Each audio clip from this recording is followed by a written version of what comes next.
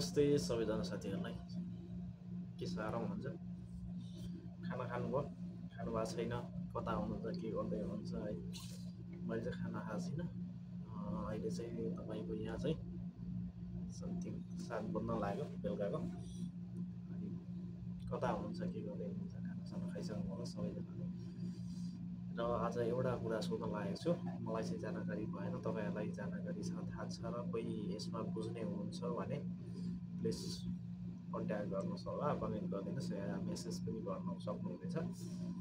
video चाहिँ अलिकति लामो बन्छ होला हैन स्लोभिया कन्ट्री युरोपको स्लोभिया कन्ट्री के कस्तो हो त्यसको लागि केही बुझ्न चाहन्छु र मेरो एकजना साथीलाई चाहिँ एकजना एजेन्टले समथिङ एजेन्ट नै भनौँ मलाई हैन उहाँले चाहिँ स्लोभिया लान्छु भन्नुभएको रहेछ अनि के कति लागत के हो काम के कस्तो हो भन्दाखेरि अब काम चाहिँ हेल्परहरू छ मार्केटिङमा हो 13 जना मान्छे मैले लाँदैछु म आफै स्लोभियामा छु म रिसिभ गर्न याको म आफै आउने हो भन्ने कुरा गर्नु भएको छ अनि साथीलाई चाहिँ तपाईको पासपोर्ट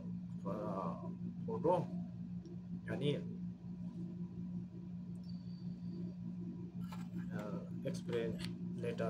एक्सपिरियन्स लेटर छ भने त्यो पठाउनुहोस्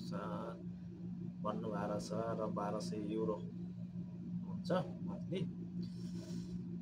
राम्रो छ खाना बस्न कम्पनीकै हो टोटल 7 लाख लाग्छ र 20 देखि 25 दिनभित्र भिजा आउँछ भन्ने कुरा गर्नुभएको रहेछ भिजा लाग्छ भन्नुभएको रहेछ तर 20 देखि 25 दिनमा फ्लाइट हुन्छ भन्नुभएको छ भिजा लाग्दैन फ्लाइट नै हुन्छ 20 देखि 25 दिनमा भन्ने कुरा गर्नुभएको रहेछ र 1 लाख चाहिँ एग्रिमेन्ट भएर आए पेपर डकुमेन्टहरू ओके भएर एग्रिमेन्ट साइन भएपछि 1 लाख रुपैयाँ दिनुपर्ने र टिकट ओके भएपछि 2 लाख दिनुपर्ने 3 लाख टोटल दिनुपर्ने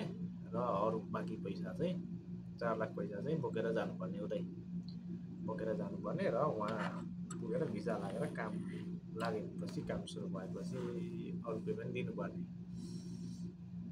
वहाँ पुगेपछि भनौं न अरु पैसा दिनुपर्ने भन्ने कुरा गर्नुभएको रहेछ अनि त्यो के छ त्यो सम्भव छ या छैन नेपालबाट स्लोभियाको लागि प्रोसेसिङ सम्भव छ त मलाई चाहिँ जहाँसम्म लाग्छ छैन जस्तो लाग्छ र अर्को कुरा के पनि भन्नुभएको रहेछ म आफै स्लोभियामा छु मैले लाने हो यहाँबाट गएपछि म पुगेपछि एम्बेसीमा जाने हो एम्बेसीमा गएर चाहिँ स्ट्याम्प लाउने हो भन्ने कुरा गर्नुभएको छ रहेछ र त्यो पनि मलाई जहाँसम्म लाग्छ त्यो पनि सम्भव होइन होला किनभने स्ट्याम्प पहिल्यै लगाएर जानुपर्छ होला जस्तो लाग्छ मेरो विचारमा र म चाहिँ त्यति यसमा चाहिँ केही थाहा छैन जाने छैन र मलाई अनुभव छैन र यो भिडियो बनाउँदैछु मैले तपाईहरुलाई थाहा छ भने प्लिज कमेन्ट गरिदिनु होला र शेयर पनि गरिदिनुहोस् किनभने भोलि गएर चाहिँ केही गर्छु भन्ने साथी नफसुन् हैन भन्न चाहन्छु र सिङ्गापुरमा गएर चाहिँ सिङ्गापुरमा